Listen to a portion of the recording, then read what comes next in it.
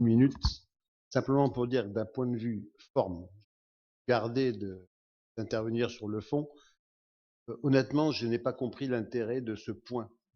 Donc il n'en est pas un, puisque pendant 20 minutes, vous avez lu des documents dont il y a en tout cas en personne. Donc en fait, ça sert strictement à rien, parce que je pense qu'il n'y a pas beaucoup de gens qui ont dû retenir, disons, plus de 1% de ce que... Bon, Alors, ce que j'ai je vais trouvé comme recommencer point là. d'information, c'est la fin. Vous avez le temps? Non, mais la fin, là, résumé, là, on comprend et on voit d'ailleurs l'enjeu qui est grave. Et honnêtement, je vois pas l'intérêt de lire un texte dont personne Bah, parle. c'est vrai que si vous voulez, quand on a suivi l'évolution de ce dossier-là, où on a eu des heures de travail à fournir des documents à la CRC, les services pourront vous le dire, quand vous avez un contrôle à la J'en CRC, doute pas. un contrôle fiscal, c'est rien à côté. Voilà, donc ce contrôle à la CRC a été extrêmement pointu, on a pu relever quand même beaucoup d'anomalies, mais surtout, pourquoi on doit expliquer la situation? Parce que la SEM, quand même une société qui a 35 ans d'existence sur la commune, auquel on était attaché. Non, mais j'en Elle a doute pas. été Mais créée. pourquoi ne pas donner ce document à tout le monde pour qu'on puisse le lire en même temps que vous? Parce que Bah, là, parce qu'on peut. honnêtement, Non, mais comme vous dites, comme c'est pas très digeste. Maintenant, on est là pour répondre aux questions, mais c'est surtout pour vous expliquer pourquoi la SEM ne va plus pouvoir exister. On est bien obligé de vous le dire à un moment, quoi. oui, mais Je au peux pas bout de vous 20 dire minutes. tout est bon. Et oui, mais il y a tellement de choses qui rentrent en ligne de compte. Il faut que vous ayez une transparence totale, à mon avis. Et je reviens toujours, depuis le début du mandat, sur l'opération Chagall. Voilà. La SEM, si la ville n'avait pas imposé à la SEM de participer à cette opération, elle ne se serait pas faite.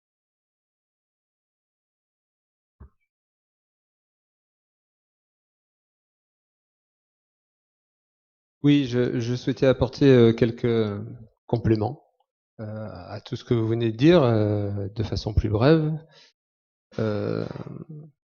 D'abord, je crois que dans toute cette situation dans laquelle la SEM se trouve aujourd'hui, ce qui nous doit, vous n'avez jamais dit, mais ce qui doit nous soucier le plus, c'est les répercussions sur les habitants. La SEM en soi est une entité, ok, il y a un conseil, il y a un président, il y a un conseil d'administration, c'est une entreprise qui vit de ses activités, qui doit vivre normalement de ses activités, qui a du mal à en vivre aujourd'hui, mais ce qui doit nous importer le plus par rapport à son devenir, c'est quelles sont toutes les répercussions qu'il peut y avoir sur les habitants. Ça, c'était le premier point. Deuxième point que je souhaitais préciser, c'est que effectivement, il y a un conseil d'administration, mais le fonctionnement réel de la SEM, pour l'avoir vécu maintenant depuis plusieurs années, se fait autour d'un trio qui est le président de la SEM, le directeur de la SEM et le maire de Vence. Voilà, les choses se font autour de ces trois personnes. Les décisions se prennent là, et ensuite, bien, il y a un enregistrement en conseil d'administration. Après, je voulais apporter en précision quelques points que vous avez omis de préciser sur finalement la gestion récente. En tout cas, les choix récents. Je porte pas forcément un jugement dessus, je tiens juste à les rappeler, parce qu'il me semble qu'ils n'ont pas été rappelés. Tout d'abord, l'arrivée de la métropole dans le capital de la SEM. Il a été choisi donc qu'il y ait une vente des parts de la ville de Vence à la métropole. Imposé par le préfet, oui. Alors, imposé, je pense qu'on aurait dû... Alors, ça a fait rentrer 175 000 euros dans les caisses de la ville, certes, voilà. Mais je pense qu'on aurait dû discuter davantage avec le préfet pour que ce soit une augmentation de capital qui aurait fait rentrer de l'argent dans les caisses de la SEM et pas de la ville. C'est un point. Deuxième point, eh bien, il y a eu, au-delà du parking Chagall et des 112 places dont vous avez rappelé le coût et l'emprunt correspondant, il y a eu l'achat de 27 places supplémentaires pour 630 000 euros.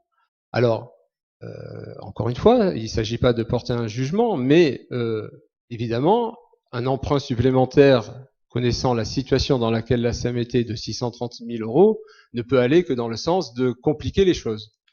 Voilà.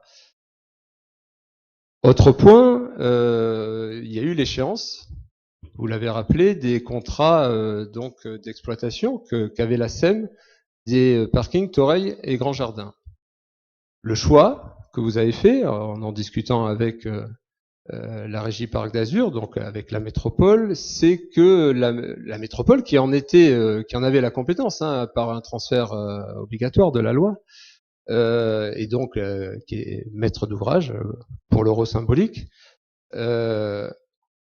vous avez décidé ensemble avec la métropole que ce soit une exploitation en régie avec le personnel métropolitain, qui d'ailleurs a été en partie du personnel de la SEM, qui a été repris par la métropole,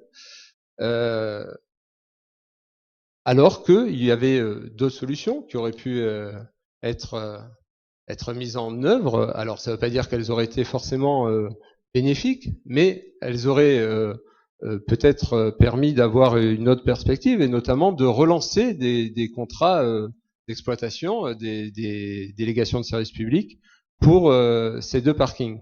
Alors évidemment, rien n'assurait la SEM, qui aurait concouru comme d'autres entreprises, de regagner finalement l'exploitation de ces parkings. Mais si ça avait été le cas, dans des conditions honorables, évidemment, normales, eh bien, ça aurait pu également changer la donne au niveau de la situation actuelle de la SEM.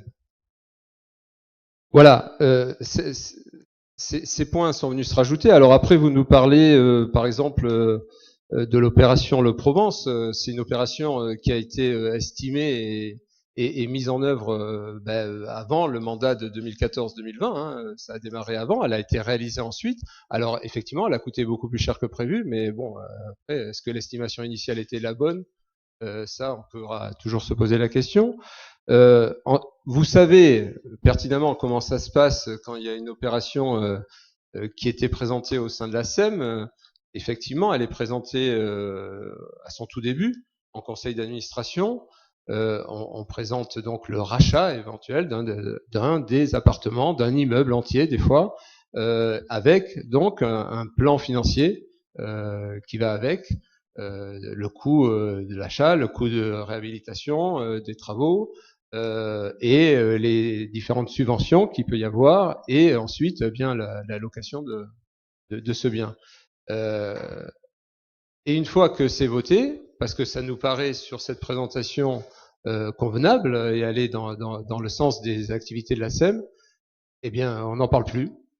Voilà, après on n'en parle plus. Donc il y a eu sûrement pour les deux opérations qui étaient sous votre mandat de maire en 2013, eh bien des présentations qui ont dû être faites, je sais pas, j'étais pas là.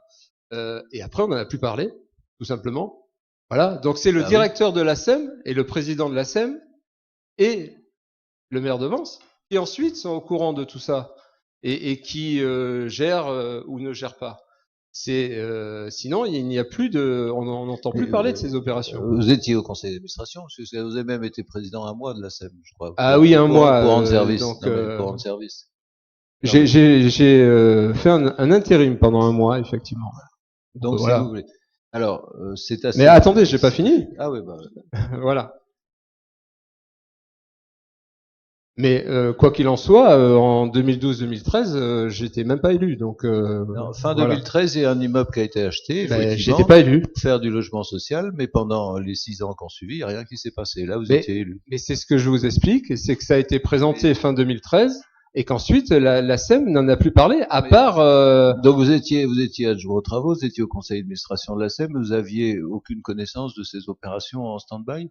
Bien sûr que non, ça se passe comme ça, mais vous ne faites pas l'étonner, vous savez très bien comment ça se passe. Si ça se passait comme ça, c'est encore plus grave, parce que ça me doit, alors, la chambre mais vous voulez que j'explique à tout le monde comment ça se passe aujourd'hui, par exemple? Ah bah oui, si vous voulez. Eh ben, je vais vous le dire, il suffit de prendre en exemple le dernier conseil d'administration de la SEM. Oui. Donc vous faites la réunion officielle où évidemment il n'y a aucun document, comme Pierre Carrega vient de le dire, qui n'est distribué. Tout est dit oralement ou projeté à l'écran. Monsieur. Et ensuite, vous, à un moment donné, vous dites, ben voilà, la séance est terminée, et vous invitez normalement les participants à partir, sauf que personne ne bouge. jusqu'à ce que je parte, et vous continuez la réunion entre vous, pas du puisque tout. je suis le seul Pas le monument. opposant qui fait partie du conseil Non, pas le d'administration. monument.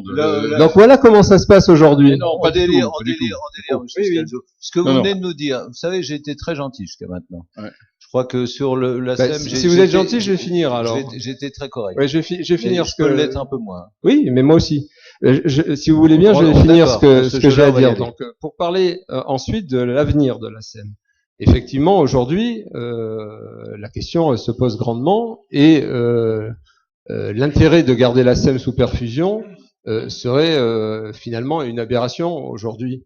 Encore faut-il se recentrer sur quelles seraient les répercussions pour les habitants et notamment pour la gestion des deux parkings.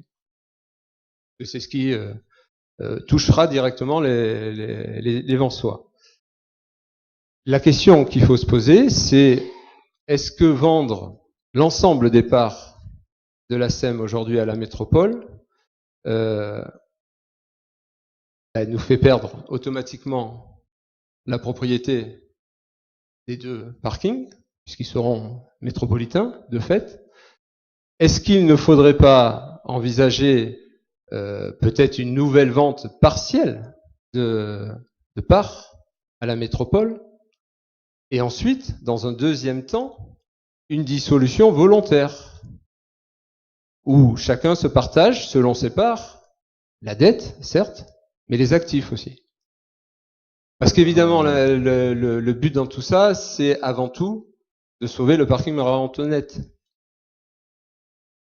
Alors, Le parking le plus utilisé aujourd'hui voilà, par les donc Vensois. la ville vend le parking qui rapporte rien du tout. On va en toucher une très grosse somme certainement. Un parking qui n'a aucune recette avec 3,5 millions de... Et vous vendez des actifs aussi. Oh oui, enfin, bon, écoutez, là, je crois que, franchement, je suis patient, mais alors... Ah ben si vous voulez sur pas le- non, non, l'entendre, mais vous sur voulez pas le- l'entendre, là, mais votre c'est votre méconnaissance, choix. de trouver des solutions tarabiscotées comme ça, alors qu'on essaye de trouver une solution pour que tout ça sorte proprement. Alors quand Je vous vous dites, dis, regardez les quand vous dites- répercussions sur les habitants. moi, je vous parle de la répercussion sur les habitants qu'il y a déjà eu. C'est-à-dire, si le parking Chagall ne s'était pas fait, si la ville n'avait pas imposé à la